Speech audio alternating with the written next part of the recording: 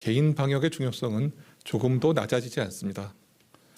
이제는 작은 것부터 방역을 실천하는 것이 무엇보다도 중요합니다. 어제 확진자는 2천여 명에 이르는 수준으로 빠르게 증가하였으며 또한 증가세가 관찰되고 있습니다.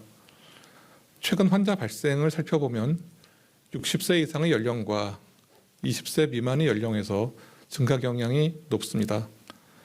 60세 이상의 분들은 다른 연령층보다 중증 이환의 우려가 있으므로 추가 접종에 적극적으로 참여해 주실 것을 요청드립니다.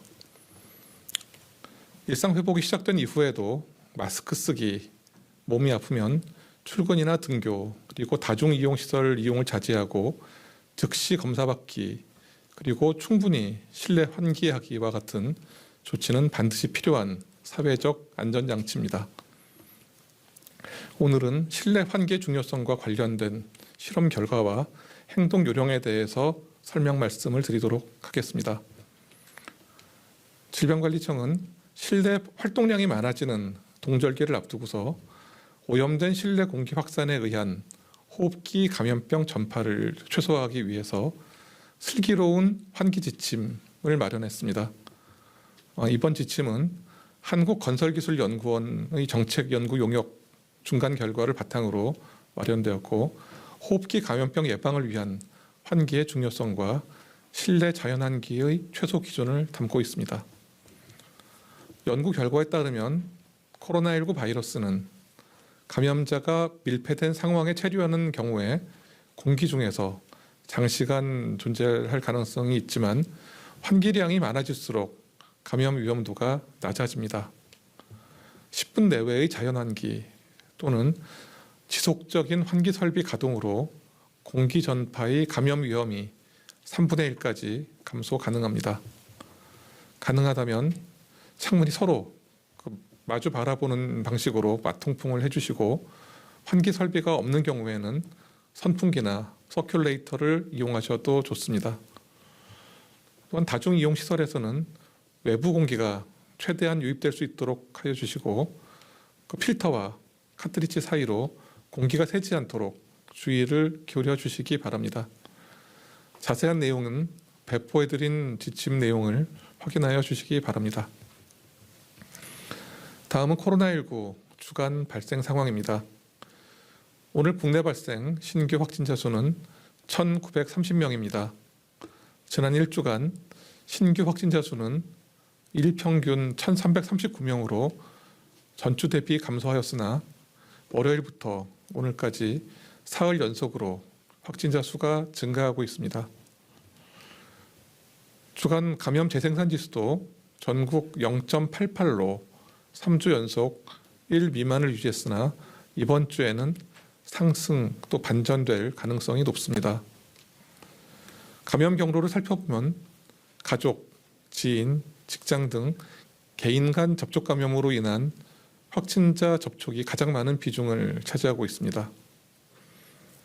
신규 집단 감염은 총 31건으로 교육시설에서 11건, 사업장이 11건, 의료기관 그리고 요양시설이 4건, 다중이용시설이 3건, 종교시설 1건, 가족 및 지인 모임 1건이 발생하였습니다. 주간 평균 위중증 환자 수는 343명이며 사망자는 101명으로 전주의 84명 대비 다소 증가하였습니다. 위중증 환자 수는 60대 이상에서 245명, 40에서 50대가 74명, 30대 이하가 24명이었습니다. 사망자 수는 60대 이상이 89명으로 가장 많았고, 40에서 50대가 8명, 20에서 30대가 4명이었습니다. 바이러스 확산이 쉬운 겨울철로 진입하고 있습니다. 이런 상황에서 우리나라에선 좀 생소한 행사인 할로윈 데이에 대한 사회적 우려의 목소리가 많습니다. 백신 접종률이 아직 높지 않은 젊은 연령층에서 과밀한 실내 환경에서 또 큰 소리로 대화하면서 장시간 머물게 되는 경우 위험한 상황이 초래될 수 있기 때문입니다. 정부는 할로윈 데이로 인한 유행 우려에 대비해서 점검반을 편성 그리고 점검할 예정이지만 무엇보다도 강조되는 것은 자발적인 참여입니다. 특히 할로윈데이에 사용하는 감염 마스크는 방역 당국이 권장하는 그런 마스크가 아닙니다. 따라서 이에 대한 주의도 함께 당부드립니다. 한편 작년과는 달리 금년에는 코로나19 그리고 인플루엔자의 동시 유행 가능성이 있다고 보고 있습니다. 코로나19와 인플루엔자는 증상이 유사한 호흡기 바이러스 질환으로서 동절기에 발열 환자 내원 시에는 의료기관에서 감별이 곤란함으로써 대응에 어려움을 초래할 수 있습니다. 국민 여러분들께서는 인플루엔자 접종에도 적극적으로 참여해 주시기를 부탁드립니다. 다음은 변이 바이러스 발생 현황입니다. 최근 일주일간 변이 바이러스 분석률은 34.2%입니다. 최근 1주간 국내 감염 사례의 주요 변이 바이러스 검출률은 99.8%였으며 모두 델타형 변이로 확인되었습니다. 다음은 국내 돌파 감염 발생 동향입니다. 누적 돌파 감염 추정 사례는 국내 접종 완료자 2,693만 명 중 0.074%에 해당하는 19,954명입니다. 30대가 0.134%로 발생률이 가장 높았습니다.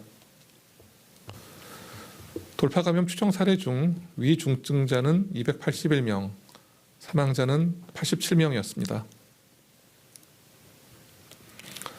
완전 접종률이 70%를 돌파하였지만 개인 방역 수칙에 대한 주의는 그 이전보다 더욱 필요합니다.